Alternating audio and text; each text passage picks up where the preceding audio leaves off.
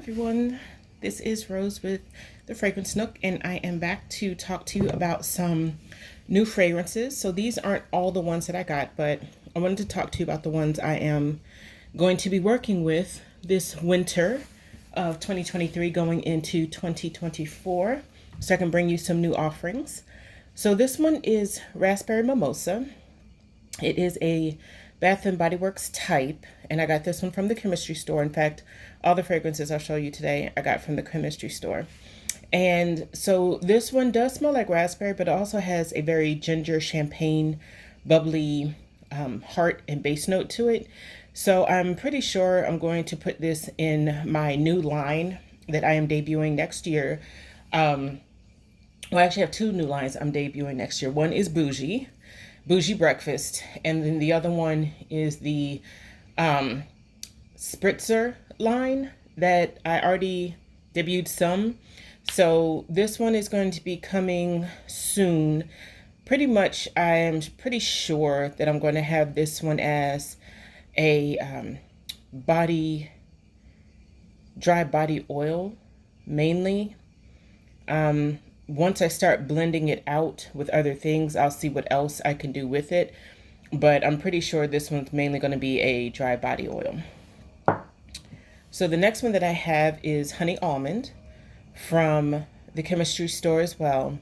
This one has more honey note than the almond. And some people may say, well, what does almond smell like? Almond, if you ever get like just a regular plain biscotti from a coffee shop, that's what almond to me smells like most of the time. There are almond extracts that you can get that have a more true to life almond smell to it. This one here is not very warm. It's actually very like beigey neutral when I smell it. So I'll definitely be blending this out with something else. But first I have to test it to make sure it's not going to cause my my soap to develop crystalline spikes on it. I did have one almond, I won't say the name of the supplier, but I did a blog about it back in 2018, I believe. I did a blog post and pictures under the Chandler's Rose on Blogspot, so if you can go back and actually see the photos. So I want to try this one out first just to make sure that doesn't happen. And then the other one that I have is Caramel Honey Drizzle. Now this one too is of course is gourmand. This one is gourmand as well, but it's not like the warm, cozy holiday baking type of gourmand. Neither is this one. This one is more of one that I would put on, I would layer this one. The chemistry store has a birthday cake fragrance that I have been planning some fragrances and some offerings around. And I've been looking for something, and I have a sundae that is going to, a sundae fragrance that's going to debut under the dessert line. And then from the dessert line, the sundaes themselves, as I build them out, will be an offshoot. But this one definitely is going to be a part of that. It does have a caramel scent. It doesn't have that plastic fake caramel. It almost has a salted caramel scent with the honey. So if you ever use oatmeal milk and honey, that middle note to me in the oatmeal milk and honey is the honey. It's that soft beigey fragrance in there as well. So this one can be used on its own because it is soft. It is soft. So people who have an issue with strong fragrances, this one is definitely going to work. Especially if you're going to use it as something that's going to stay on the body, like a dry body oil, perfume, body butter, or even like a shampoo or conditioner fragrance. This is soft enough that I don't believe it would set off anyone with allergies. And what I mean by that, there are some people who can smell certain fragrances and it's an instant sharp stabbing migraine pain. Some fragrances do that to me, and this one doesn't. This one doesn't even cause like that mild burning in the corner of my eye like some fragrances do. So I would definitely say this one right here, if you are somebody who's sensitive to fragrance, instead of using 3% of this overall, I would say maybe start at 1% or even half of a percent, and then add to, I mean, because you can always add more, you can't take away once it's in there. So I would definitely tell you to start out like that. Okay, and then the last one I want to discuss is frankincense and myrrh. And I actually had to wait on this one because I didn't know this, but the chemistry store, for certain of their fragrances, they actually get blended in batches. So it's not like, oh, hey, I need 25 or 50 pounds of this, I'll go buy it. No, they have to actually contact their supplier and say, hey, I need you to blend up X number of pounds.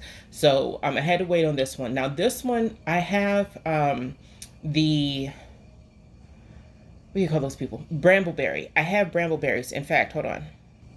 Okay. So this is the Frankenmurray. Yes, I had to rewrite it. Don't be like, oh my God, how old is it that it faded like that? No, I actually put some of my stuff through the ringer. Spills, spritzing with alcohol, and my labels or my bottles are too close when I'm spritzing with the alcohol.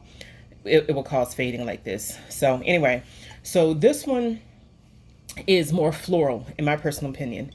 This one to me smells like someone ground up the actual resins and macerated them and then poured it off, and then you're just sniffing the pot afterwards. Okay, so this one is more floral. This one is more true to life. In fact, with the brambleberry one, yeah, this one, the Frankenmurray for this one has a baby powder or powdery heart note or top note, which I don't really care for. But this one here, the this frankincense and myrrh, it does have the top note, a powdery top note, but it's not as strong. This smells like Johnson and Johnson. This smells like, if you love frankincense and myrrh by whoever, then you're going to love Frankenmyrna, kind of thing. This one actually smells a little more true to life. Now, I actually do have the resins of frankincense and myrrh. Myrrh is expensive as hell. So I don't, I do have them sitting in their own oil, but because of the scratchiness of it, I don't put it in my soaps. In fact, if I was to put anything, frankincense and myrrh in anything, it would be in a bath soak. Speaking of that, hold on. I make my own bath salts. So in here you have Epsom salt, Dead Sea salt, benzoin, chamomile, and just a couple of other fragrances that just help to remove from your body, from your experience, like through your senses, just something that would lift your spirits, basically just take the dregs of the day off. Anybody who works in customer service, days and days or hours and hours and hours of those phone calls where you're being blamed because these people did not read their contracts, or somebody sold them a contract who's a third-party contractor, and now you are taking the brunt of it.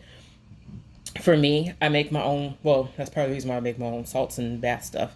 But this one here, I actually put it in an organza bag, because I also have, you don't want all this stuff going down your drain. But I put it in an organza bag, start filling that tub, throw the organza bag in, the salt and the essential oils themselves. They disperse it in the water while keeping the little pieces of herbs and flowers, in the bag. And it's like for your body, it's for your spirit, it's for your sanity. It's great. Me personally. Okay. So I am doing this coming Saturday. I am doing my last vending event for the year. I am going to be selling these in smaller containers, but I will be selling these, and I hope that they do well. If they do well, then I'm going to start selling them on my website under the Care line as well. So speaking of the website,